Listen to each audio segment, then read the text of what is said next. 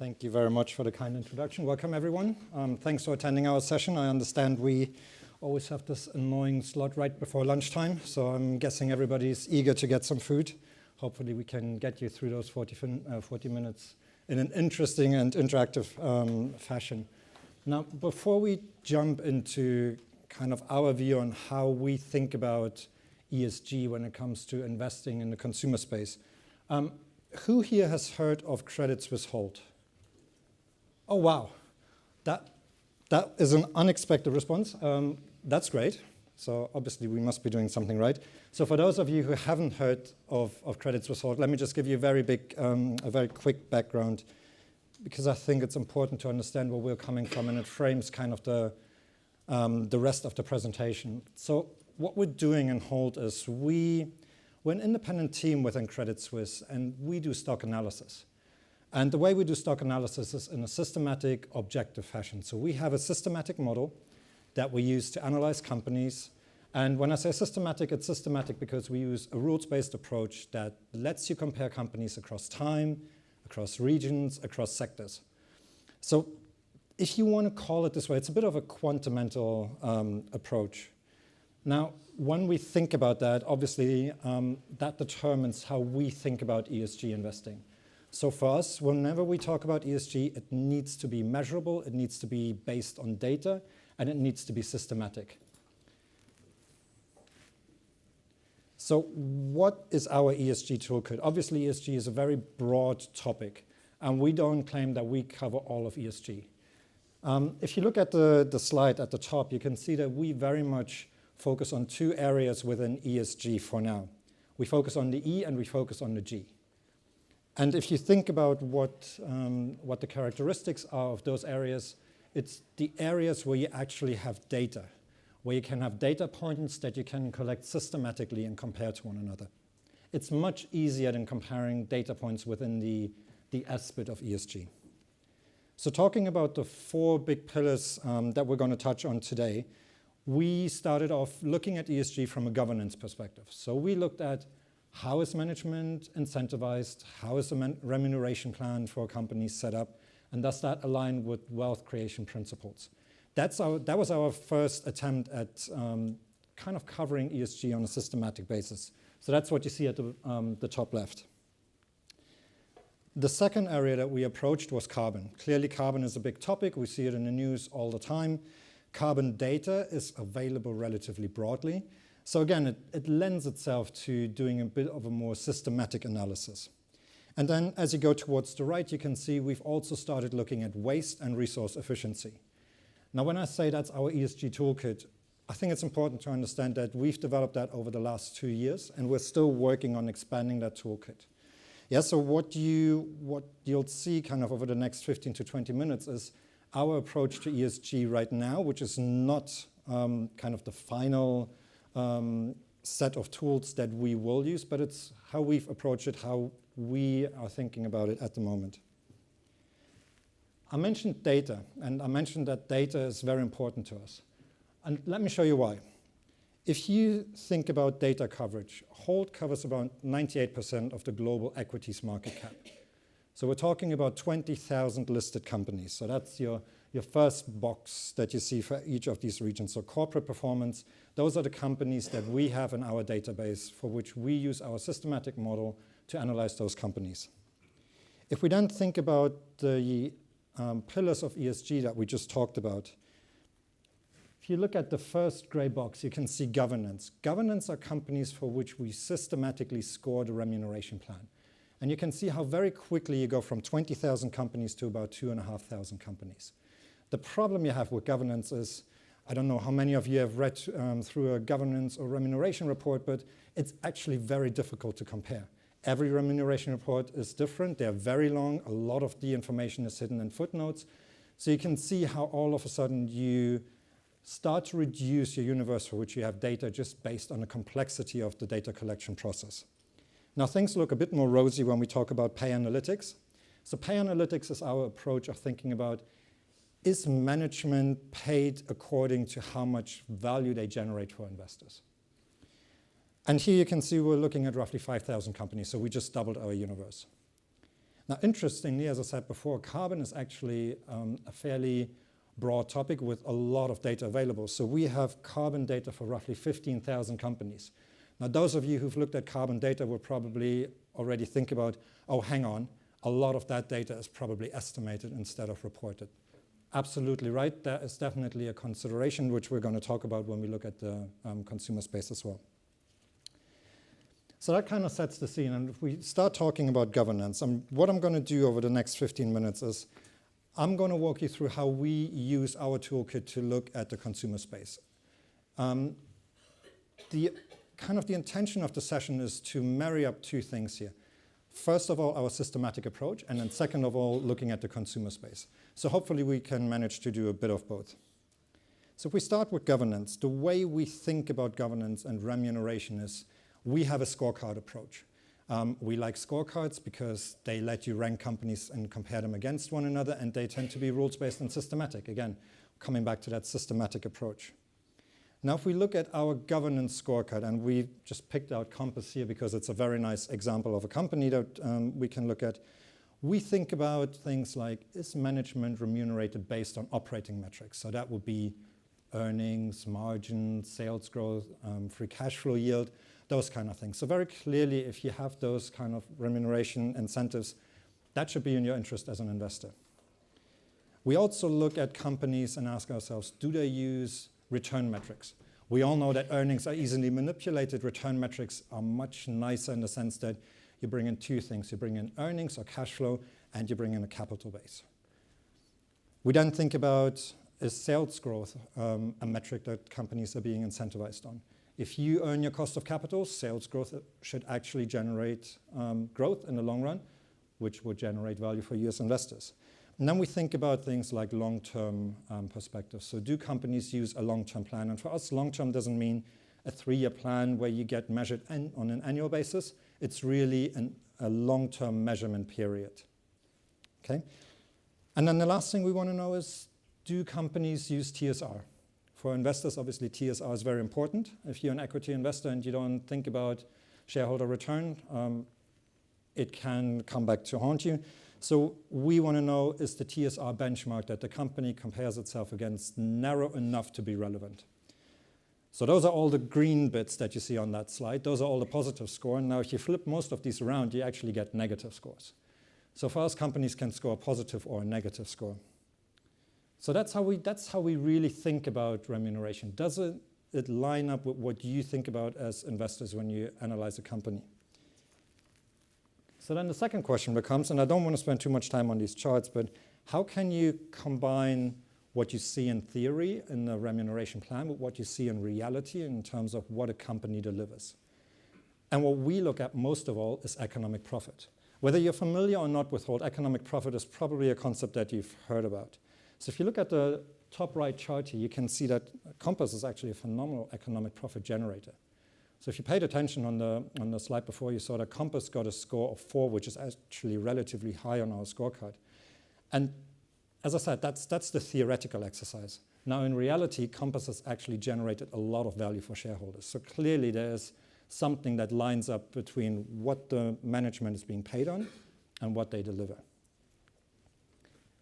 And then the last bit we think about in terms of remuneration is, what's the actual amount that management is getting paid, and how does that compare to management's ability to generate value? So we call that pay analytics or pay for performance. And you have to look a bit closely, but Compass is that little blue dot on the bottom 2 charts. Yeah, right over here. So what we're asking here is, what's the level of CEO pay compared to the level of economic profit generated? And you can see that there's a good argument for saying that Compass is actually delivering quite a good performance for the level of CEO pay.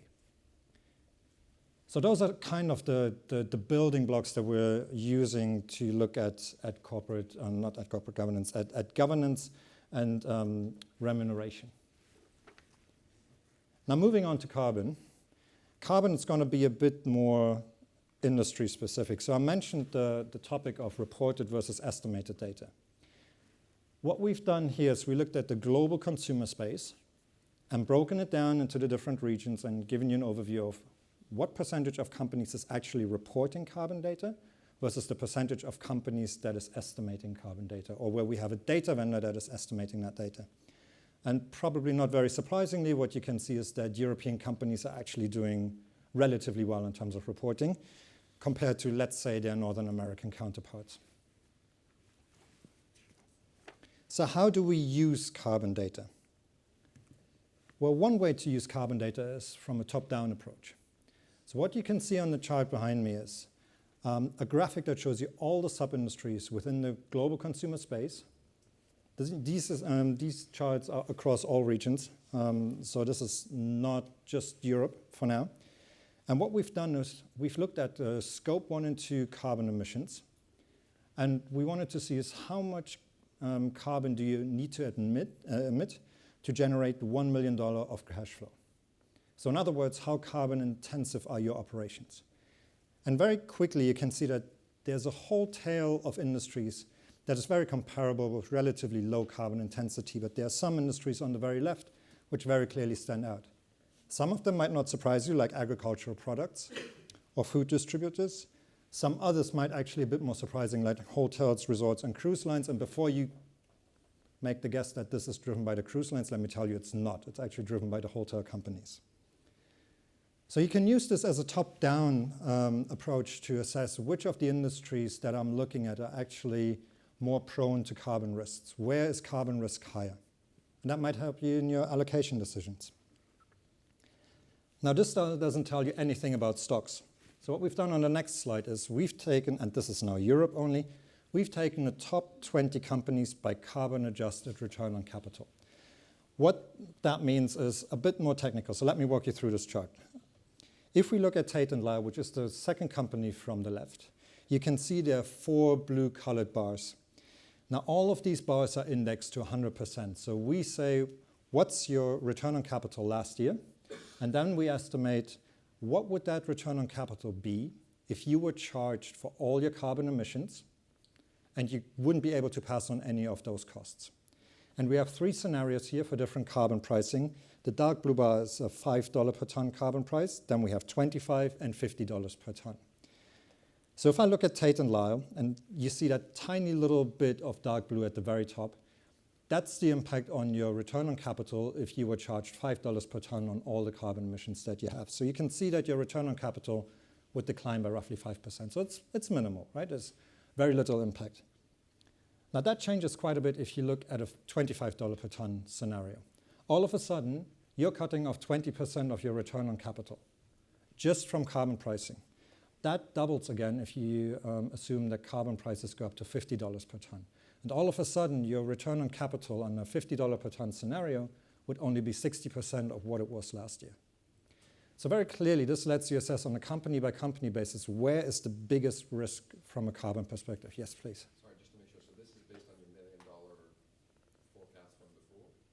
Exactly. So this is based on your scope 1 and 2 emissions. So it's very crude because you can obviously argue that companies can mitigate some of that impact. Exactly. So this is a very, again, it's very systematic and very high level, just saying we're just charging companies for the carbon they emit. So that's step number 1. You can assess what's the impact on operational performance. Step number 2 is what is actually my impact from a valuation perspective? Because as equity investors, we care about valuation. So this is where we look at the bottom chart. And what we look at in the bottom chart is a Dcf valuation for every single company. Now what HOLT does is we value companies on a systematic basis. That valuation is always only a starting point. We always tell our investors or our clients that they should use that as a starting point, but then include their own assumptions to get to a better outcome. But the reason why this is important for here is if we stick with Tate & Lyle, you can see that purple line.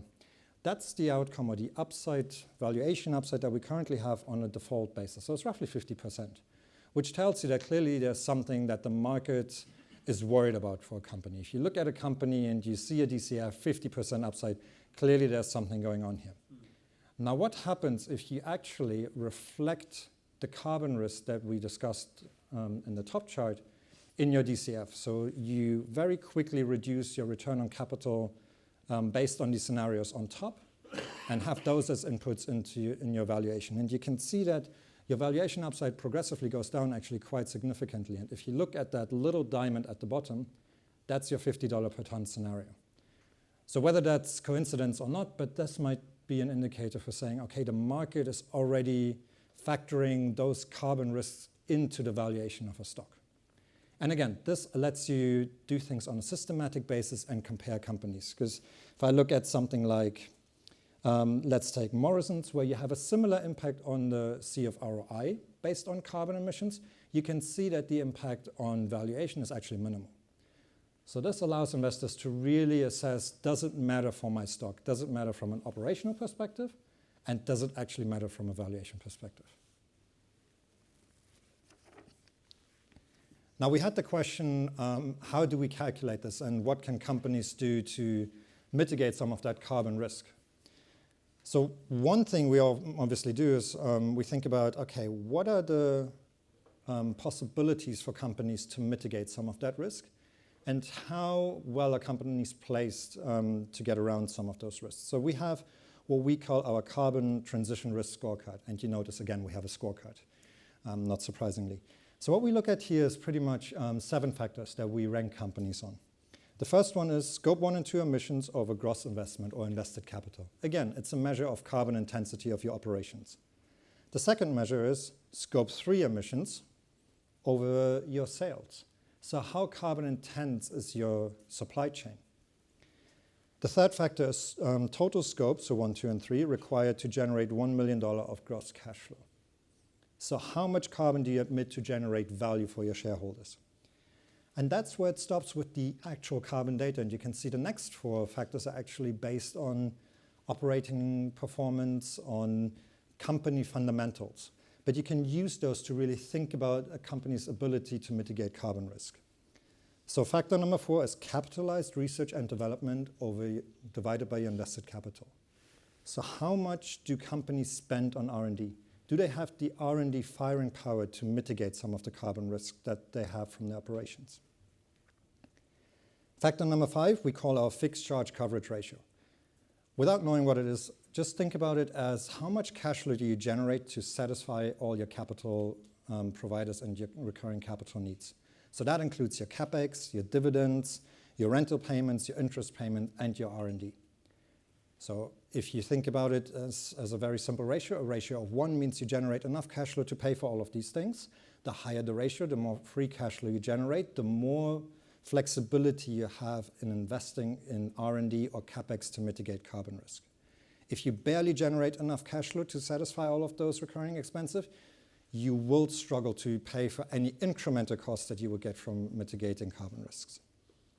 Then we look at operating margin volatility, or your ability to pass on carbon costs to your customers ultimately. And last but not least, we actually take a market perspective into account as well. So is the market worried about the carbon risk? So we look at what we call the value to cost ratio, which is a price to book proxy. So is the market actually worried about something here? And then we rank companies on that scorecard, and how can we use that to identify companies that we might want to avoid in our investment process, or we think, okay, carbon risk is very minimal. As I said, we love scorecards. We always love a good matrix as well. So if you look at the right here, we look at 2 dimensions. The first one is that carbon transition risk score that we just talked about. And we split the European consumer universe into companies that rank between 0 and 3 and 4 and 7. We also look at carbon-adjusted CFROI, so that's the chart that we looked at before, to see is the dilution impact from charging companies for carbon bigger or smaller than for regional peers. And all of a sudden you have a nice matrix, and you can look at those companies at the top right and say, okay, the carbon risk or the carbon dilution effect on returns is actually fairly small, plus the companies have a lot of flexibility to mitigate carbon risks. So if you think about carbon risks, those are the companies where you probably feel that these companies are well suited to deal with it. Contrary to the companies on the bottom left, where carbon emissions actually have a bigger impact on your operational performance, and maybe those companies don't have the same flexibility or firepower to deal with any cost of mitigating those risks. Before I hand it over to Alan, just very quickly, 1 minute on waste and resource efficiency. this is really the segment that is newest in our ESG toolkit. And if we think about waste and resource efficiency, the waste side is very similar to carbon. What we think about here is how much cash do companies have available relative to the waste that they produce? Or in other words, how much financial firepower do you have to pay for any cost associated with waste? So that's what you see on the right. That's what we call our waste mitigation buffer. And the factors that we take into account here are what's a company's ability to raise debt or to increase capex, right? So how much debt can you raise to mitigate some of the costs associated with waste, or what can you do to invest in your operations to mitigate the same risk? We think about a company's ability to allocate capex to waste mitigation rather than to other projects. We think about how much are companies expected to return cash to shareholders, because that limits your ability to use that cash in terms of your waste mitigation efforts. And what's, again, the ability to run a lower fixed charge ratio. So how much more cash can you actually afford to spend on those efforts while still satisfying all your other capital needs? And then last but not least, to take a little bit of a holistic view, and then I will gladly hand it over to Alan. The last view that we will take here is we've talked about carbon, we've talked about waste, but clearly there are other forms of capital that we want to think about from an ESG perspective. So very simplistically, what we can do for an industry or company is we can say, or we can ask the question, how much cash flow do you generate? And how much of each of these 5 types of capital do you need to generate that cash flow? And the 5 types of capital that we're looking at is your invested capital, so purely a financial metric, employees, waste, water, and CO2. And how can you use that? If we look at global consumer again, we can have a look at how the consumer space has improved in its use of capital for all these 5 sources of capital over the last 5 years. So you will see that actually the cash flow generated per dollar of gross investment hasn't really changed. It's the same for the number of employees, and you really see only a minimal impact on the water withdrawn. Really the biggest area of improvement over the last years, probably not surprisingly, has been CO2 emissions. So companies within the global consumer space now generate fewer CO2 emissions, or need to generate fewer CO2 emissions to generate $1 million of cash flow than they did 5 years ago. Obviously, you can do this on a single company basis, and then it gives you a good idea whether a company is actually delivering on the promise of generating more cash flow with less, or whether they're actually failing to do so. And with that, I'm going to hand it over to Alan, who's going to provide you a bit more of a fundamental research view on some of these topics. Oh, sorry, Steffen. Yes, thank you. So following on from Steffen's presentation, which primarily focused on the E and the G, I'm going to spend a few minutes focusing on the S. I'm afraid whereas Steffen was data heavy, I'm going to be data light. And I'm doing so here from the perspective of a long in the tooth sell-side consumer staples analyst for whom ESG considerations are rapidly moving from the periphery to the mainstream in terms of my interactions with investors. And the challenge for me is to how to incorporate ESG and more specifically S into my investment theses. Like clearly, investors are increasingly concerned about social responsibility. Arguably, the most important social issue in the consumer staples sector is public health, most obviously manifest in the number of investors now choosing not to invest in tobacco stocks. But I'd also highlight more attention now being given to the nutritional content and the responsible marketing of confectionery and soft drinks. But from my perspective, I still have to cover the tobacco sector. Now, I'm aware that the pool of investors willing to invest in tobacco is shrinking. And over the last couple of years, that has led to some forced selling. At the same time, I'm not sure that of itself should have implications for tobacco valuations. In my view, what has a greater implication for valuation is that society appears to be more willing to accept regulation aimed at improving public health Examples would be display bans, plain packaging now taking off in many markets for cigarettes. And in the US, you've got the FDA actually positing the concept of zero nicotine content in cigarettes. And that's something I need to factor into my medium-term top-line growth and terminal value assumptions.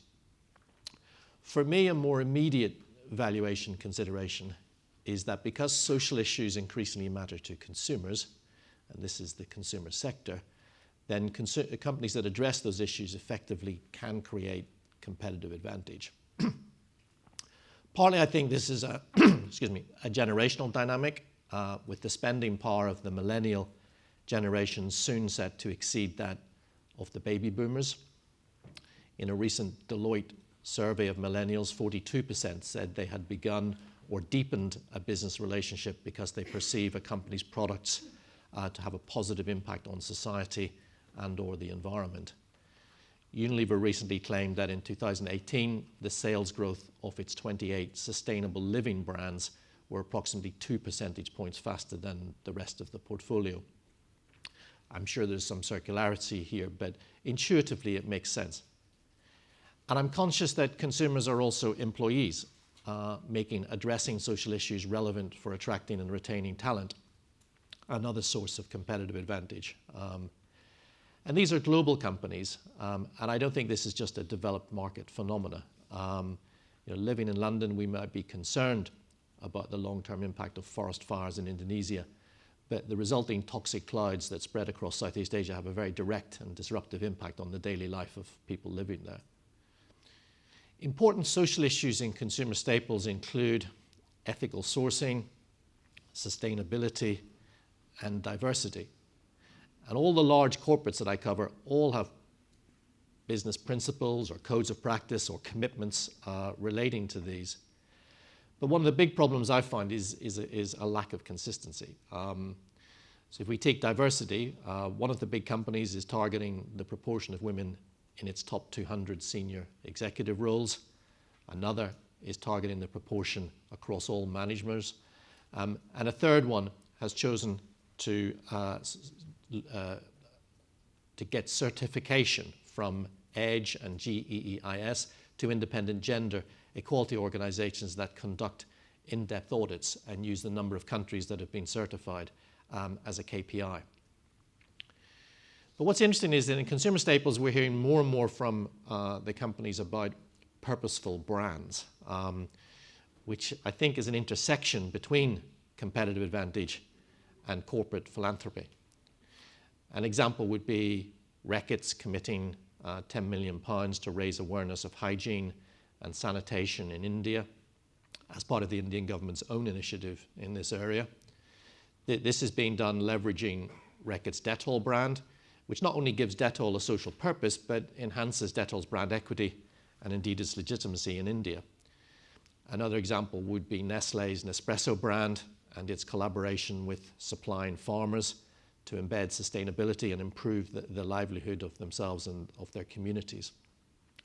Another oft-quoted example would be Unilever's Dove brand and its association with female self-esteem via its Real Beauty campaigns. Now, I think this increasingly matters because consumers are getting more content from social media today than from traditional media. And on social media, they're able to filter their counterparties. And I would say the vast majority of innovation in consumer staples is driven by consumer insight and dialogue. It tends to be pull rather than push from the R&D department. And therefore, it's increasingly important for brands to be seen as relevant and authentic to their consumers to allow them to maintain that dialogue, to have that permission to talk to them. And having a social purpose is one way of doing that. Of course, it's not without risk. If the brand purpose is perceived to be phony or alienates a cohort of consumers, which is more likely when purpose starts to cross into politics, there can be a negative impact on sales.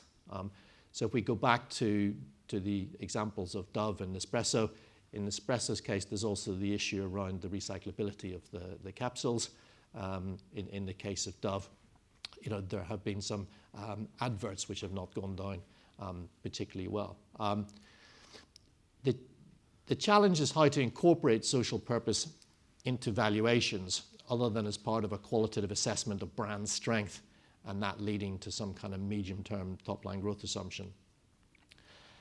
I'm gravitating towards an approach that tries to estimate what percentage of a company's sales are generated by brands that have a distinct, well-understood and relevant social purpose, and then to feed that into the relative multiple that I judge the stock should trade on relative to its peers.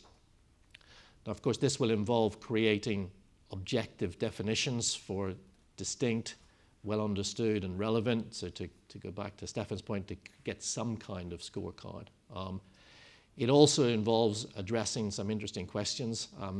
Can a confectionery or a bottled water brand actually have a social purpose? I have to confess, all of this is work in progress. I'm still formulating my views on this, and I just wanted to share where I was right now. And with that, I'm very happy to, and Steffen as well, to take any questions. Thank you.